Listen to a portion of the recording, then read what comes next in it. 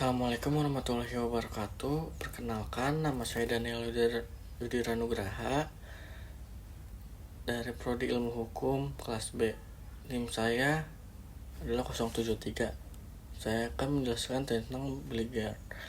Belligerent adalah para pihak yang bersengketa dalam sebuah pertikaian bersenjata. Dalam hal ini, pihak yang bersengketa bisa siapa saja, termasuk pemberontak.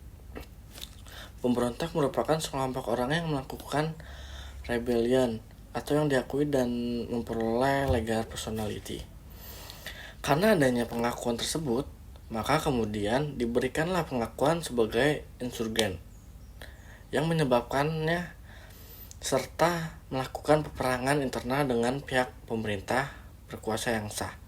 Pemberontak dalam konteks hukum internasional, kelompok belligerency masuk dalam kategori subjek hukum yang artinya memiliki hak dan kewajiban dalam hukum internasional. Pengakuan ini dimunculkan karena kelompok semacam ini terkadang secara politis tidak diuntungkan, mengingat keberadaan mereka dalam menentang sebuah rezim yang sedang berkuasa. Dari aspek diferensiasi kaum, belligerency, dan gerakan kemerdekaan nasional, terdapat beberapa hal mendasar yang menjadikannya sulit.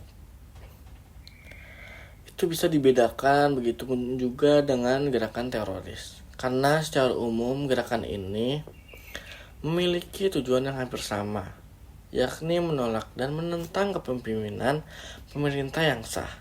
Padahal dari aspek hukum perang internasional, gerakan ini menempati posisi yang berbeda, sehingga dalam batas tertentu pemerintah yang sah harus memperhatikan semua aspek yang melingkupinya.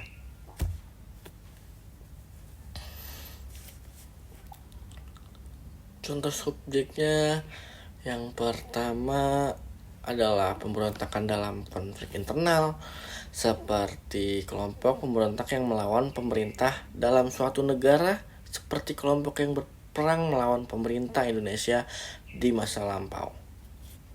Yang kedua, organisasi separatis, seperti kelompok yang menuntut permisahan diri dari suatu negara, seperti gerakan Aceh Merdeka, GEM yang di masa lalu, atau Papua Merdeka. Dan yang ketiga, kelompok bersenjata. Kelompok bersenjata yang melakukan perlawanan terhadap pemerintah atau negara lain seperti ISIS, teroris, dan lain-lain. Jika melihat syarat-syarat yang disebutkan di atas, maka sesungguhnya organisasi belligerent bisa dikatakan sebagai insurgency, karena merupakan kelompok orang-orang yang melakukan perlawanan senjata untuk tujuan-tujuan politik atau memisahkan diri terhadap pemerintah yang sah. Indonesia sendiri menganggap bahwa organisasi belligerent merupakan gangguan internal yang dianggap sebagai masalah dalam negeri yang harus diselesaikan tanpa campur tangan dari negara dan organisasi manapun.